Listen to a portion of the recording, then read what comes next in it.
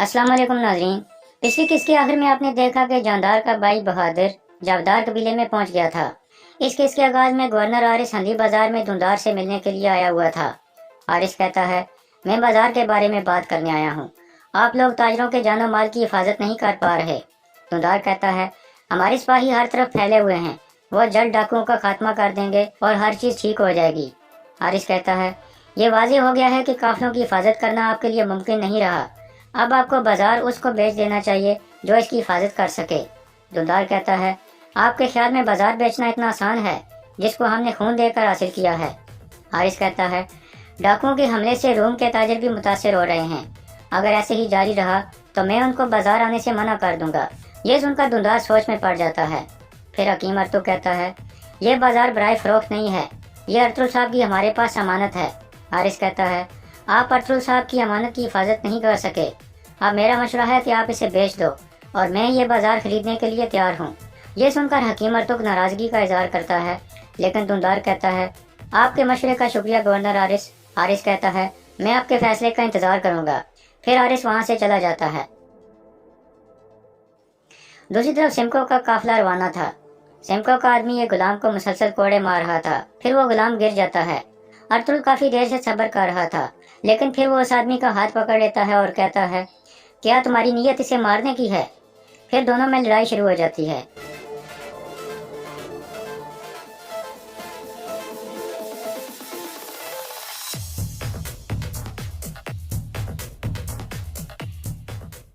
इसके बाद सिमको के आदमी उन दोनों को पकड़ लेते हैं। सिमको पूछता है, क्या हुआ है? मावरो कहता है, मैं दूसरे आदमी को कोड़े मार रहा था, अर्तुल ने मुझसे कोड़ा छीनकर मुझे मारा। सिमको कहता है, आगे एक जगह हम रुकेंगे, वहाँ मैं अर्तुल को सजा दूंगा, अभी आगे चलो। फिर वो सब वहाँ से चलने लगते हैं।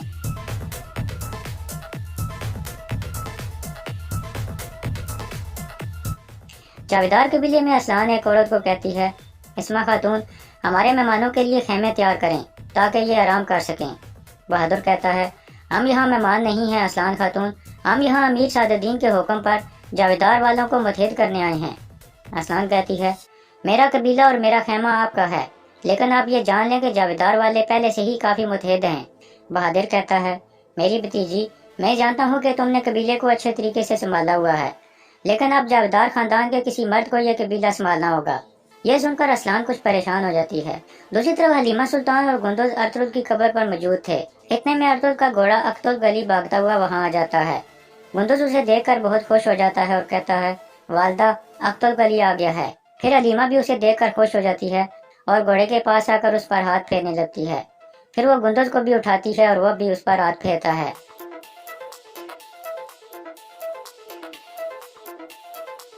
दूसरी तरफ अर्तुल को सजा के तौर पर एक दरख्त के साथ बांध दिया गया था।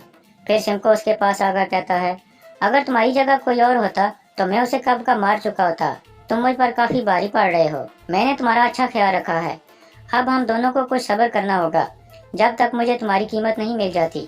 अर्तुल कहता है, अगर तुम्हें सोना चाहिए तो मैं तुम्हें तुम्हारी सोच से भी ज्यादा सोना दे सकता हूँ, बदले में तुम मुझे और इन गुलामों को जाने दो। सिमको कहता है, तुम्हारी रहम दिली देखकर मैं बहुत मुतासिर हुआ हूँ, लेकिन तुम्हारे पास इतनी दौलत नहीं है जितनी मैं चाहता हूँ। अर्तुल कहता है, तो जिस आदमी ने मेरे लिए जाल बिछाया था वो बहुत अमीर है। सिमको कहता है, तुम सोच भी नहीं सकते। अर्तुल कहता है, क्या वो एक शहंशाह जितना अमीर है, या एक वजीर जितना अमीर है, और या एक गवर्नर जितना अमीर है? गवर्नर का नाम सुनकर सिमको की हंसी रुक जाती है और वो कहता है, तुम बहुत बोल गए हो अर्तुल, तुम सुबह तक ऐसे ही बंधे रहोगे। अगर तुमने मुझसे माफी मांग ली तो मैं तुम्हारी सजा के बारे में सोचूंगा। अर्तुल कहता है, तुम मुझे जंजीरों के साथ बांध कर समझते हो कि मुझे हरा लोगे? सिमको कहता है, अच्छा तो तुम क्या करोगे? क्या तुम इस दरख्त को जड़ों से उखाड़ दोगे? अर्तुल कहता है, हम उस नस्ल से हैं जिन्होंने लोहे के पहाड़ को पिघलाया है, हमें कोई चीज भी रोक नहीं सकती। सिमको कहता है, हम देखेंगे अर्तुल साहब। फिर सिमको एक तरफ चला जाता है और अपने आदमी से कहता है, यह आदमी बहुत बहादुर है, ये एक हाथी के साथ भी लड़ सकता है, यह दरख्त के साथ बंधा हुआ है, लेकिन तुम एक लम्हे के लिए भी इससे अपनी नजरें मत हटाना। दूसरी तरफ हलीमा सुल्तान और गुंदुज अर्तुल के घोड़े पर सवार होकर वापस कबीले पहुंच जाते हैं। कबीले के लोग अर्तुल के घोड़े को देखकर बहुत खुश और पुरजोश हो जाते हैं। आयमा खातून भी अंदर से आ जाती हैं और घोड़े को देखकर कुछ गमगीन हो जाती हैं। फिर वो घोड़े के पास आकर कहती हैं, मेरे बेटे के साथी अख्तुल गली, हमारे पाक पैगंबर के मुताबिक घोड़े अच्छी खबर लाते हैं। मुझे उम्मीद है कि तुम भी हमारे कबीले के लिए अच्छी खबर लेकर आए हो। दूसरी तरफ धुंधार सादुद्दीन के पास पहुंच जाता है और उसे बताता है कि मैं हल्दी बाजार के मसले के बारे में परेशान हूँ। आज गवर्नर आरिस आया था, वो बाजार खरीदना चाहता है। सादुद्दीन पूछता है, तो तुमने क्या सोचा है इस बारे में? धुंधार कहता है, मैं पहले जिरगे के लोगों से बात करूंगा, लेकिन मुझे नहीं लगता कि वो मानेंगे, लेकिन इस सूरत हाल में बाजार बेचना ठीक रहेगा। सादुद्दीन कहता है, यह बहुत अच्छा फैसला है। एक सरदार वो होता है जो मुश्किल फैसले करे। अब जाओ और अपनी वालदा और अपने कबीले के लोगों से मशवरा करो। फिर धुंधार वहाँ से वापस रवाना हो जाता है और सादुद्दीन मुस्कुराने लगता है। इसके बाद रात का वक्त हो जाता है। हलीमा सुल्तान नमाज अदा करने के बाद अल्लाह से दुआ मांगती है, यार अब मुझे इस दर्द से निजात अता फरमा जो मेरे दिल को शोलों में जला रहा है। मेरी तकलीफों को आसान कर दे और ये नाकाबिले बर्दाश्त बोझ मुझसे दूर कर दे और मुझे ताकत अता फरमा। दूसरी तरफ अर्तुल एक दरख्त के साथ बंधा हुआ था। सब लोग सो रहे थे।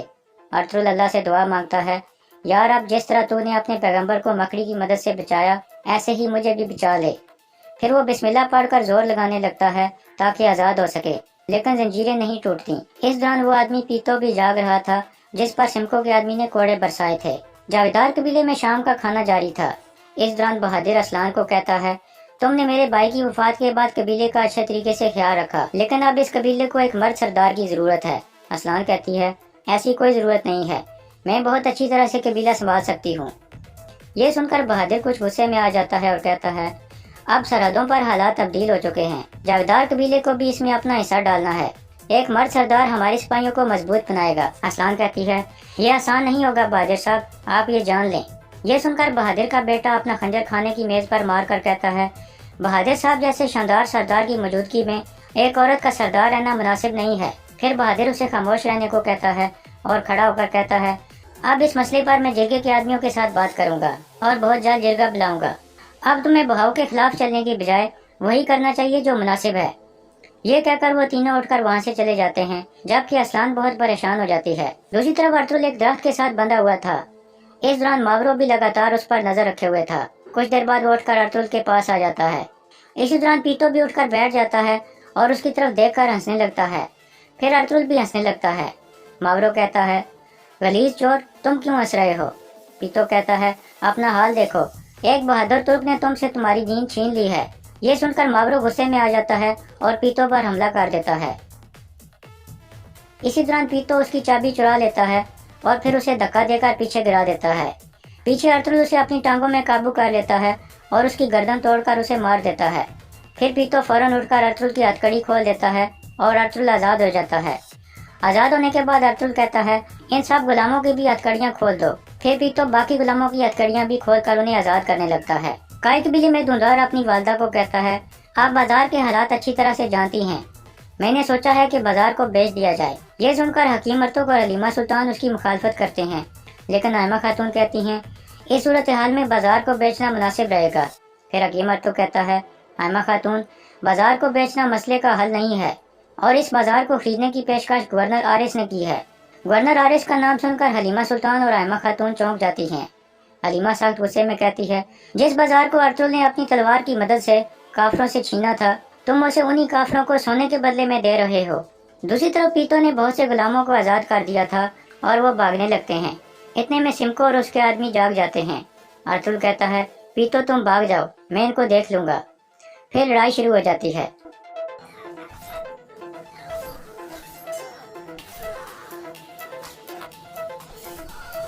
इस तरह अर्तुल कुछ सिपाहियों को मारने के बाद वहां से भागने लगता है और सिमको के बाकी आदमी उसका पीछा करने लगते हैं। दूसरी तरफ आयमा खातून कहती हैं, हम किसी भी सूरत में काफिर को बाजार नहीं बेच सकते, चाहे बाजार की जो भी आदत हो। धुंधार कहता है, मैंने उसे अभी हाँ नहीं की वालदा, मैं सिर्फ आपसे मशवरा करना चाहता था। हकीम अर्तुग कहता है, चाहे खरीदने वाला काफिर हो या मुसलमान, बाजार को बेचना मुनासिब नहीं है। हलीमा कहती है, अर्तुग साहब बिल्कुल सही कह रहे हैं। धुंधार कुछ गुस्से में आ जाता है और कहता है, मैं जो भी कर रहा हूँ कबीले की बेहतरी के लिए कर रहा हूँ अर्तुग साहब। फिर आयमा खातून कहती हैं, इस वक्त हमें इख्तिलाफ में नहीं पड़ना चाहिए, हम ये मसला जिरगे में लेकर जाएंगे और जो भी उनका फैसला होगा वो हम सब कबूल करेंगे। दूसरी तरफ सादुद्दीन कारा जैसर में आरिस के पास पहुंच चुका था और उसे बताता है कि तुम्हारी पेशकश के बाद धुंधार मेरे पास आया था, उसने मुझे सब कुछ बता दिया है। वो बाजार को बेचना चाहता है, लेकिन उसके कबीले वाले बाजार तुम्हें नहीं देने देंगे। جاگدار قبیلے میں اسلان کا چچا بہادر آیا ہے، وہ اس قبیلے کو اپنا گھر بنائے گا، اب یہ بازار ہم اس کے ذریعے خریدیں گے۔ حارث کہتا ہے میں آپ کی عقل پر حیران ہوا امیر سعد الدین۔ سعد الدین کہتا ہے میں نے اپنا کام کر دیا ہے، اب تمہاری باری ہے۔ حارث اپنے سپاہی کو اشارہ کرتا ہے تو وہ سکوں سے بھرا ایک صندوق سعد الدین کے سامنے رکھ دیتا ہے۔